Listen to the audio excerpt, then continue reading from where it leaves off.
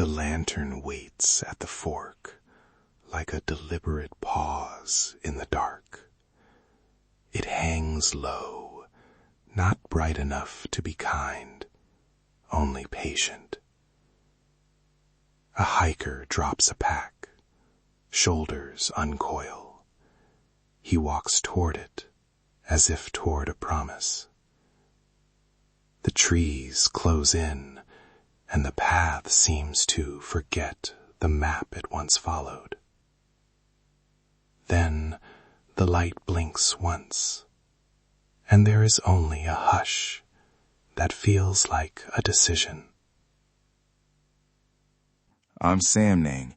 This is where we trade comfort for curiosity. Find somewhere dark and quiet. Put your headphones on. Listen closely now. Tonight's story is called The Lantern at Hollow Creek. This episode isn't only a mystery about a light.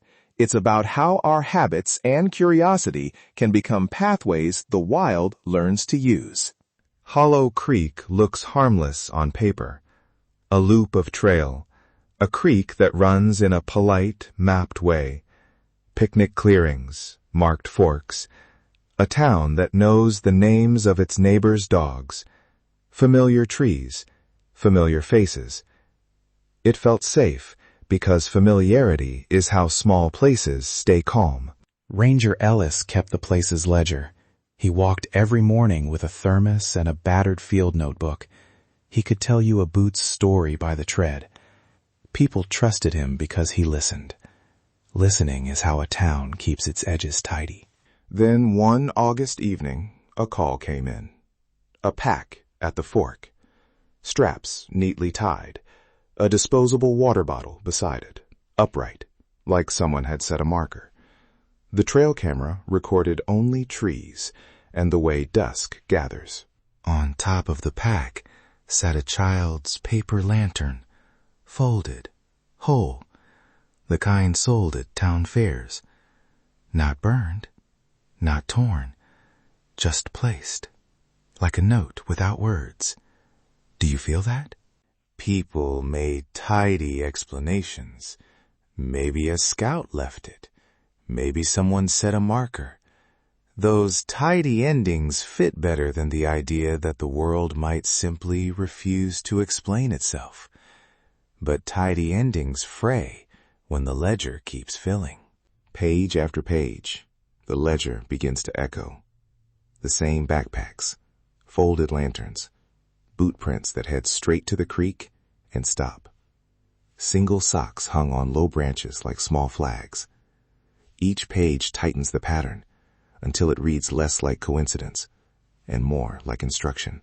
Ellis treated it like evidence. Photos, bags, chain of custody. He did the work you do when you want facts more than folklore. But the people of the town did not stop telling stories. Some whispered the lantern guided the lost home. Others swore it drew them deeper. Both stories lived there together, because both help a town make sense of absence. One ledger line sticks in my head. Late August. Pack at Fork 3. Child's lantern atop pack. No camera activity. Witness H. Moreno. Reported party walking toward light. No return. Ellis underlined. No return. He tucked a photocopy of a journal page inside the entry. Mara's handwriting. We followed the little light. It wasn't waving, just patient. It waited like it wanted company. After a while, Ellis changed. He stopped being only the recorder and became part of the story. One August dusk, he said, "If this is a trick, I want to know who pulls the strings." He left the ranger station with a flashlight and a company line of thought that would not let him sleep easy until he checked. The forest at dusk is a tuned instrument.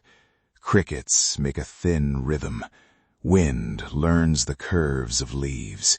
Water practices its own slow speech. They followed a pale blink, the lantern, sitting just beyond a trail fork, like punctuation that insists on being read. Ellis stepped closer. His partner stayed back. "This is where things change," he murmured. What came after is a chain of small, sharp images. The lantern's reflection braided into a seam of water, a child's ribbon caught on a root, branches snapping where no trail should be. Short sentences now, each one like a breath held. Backpacks lay like stepping stones across a hollow. He touched one, and it was cold and damp. The smell of lake rot lifted like a memory. They followed the packs until the ground opened into a flooded hollow. Still black water. The lantern's light multiplied into a ring of trembling reflections. Ellis waded in. The water closed around his knees and felt like a thought pressing in. He reached down and found a paper lantern under the surface, half sodden, weighted by a stone, the edge faintly scorched as if a candle had been put out quickly. He pulled it up with gloves that trembled. There was no monstrous reveal, no creature stepping out from the trees. The discovery reframed the ledger. The packs were deliberate, the lanterns markers, the route arranged. Someone, or something, had learned how to use human habits to shape movement through the landscape. Ellis wrote later, "The light chooses what it wants. It keeps patience like a tide." After that night, the station filled with human ways to respond. Volunteers walked with radios. Families left lanterns as both offerings and warnings. New cameras were installed. But no camera recorded the lantern as it had been described. Never the patient blink at the fork, the slow invitation. The ledger collected names. The town collected silence. One night, Ellis sat under the fluorescent light of the ranger station, with maps spread out. He traced the prints with a pen that kept slipping in his hand.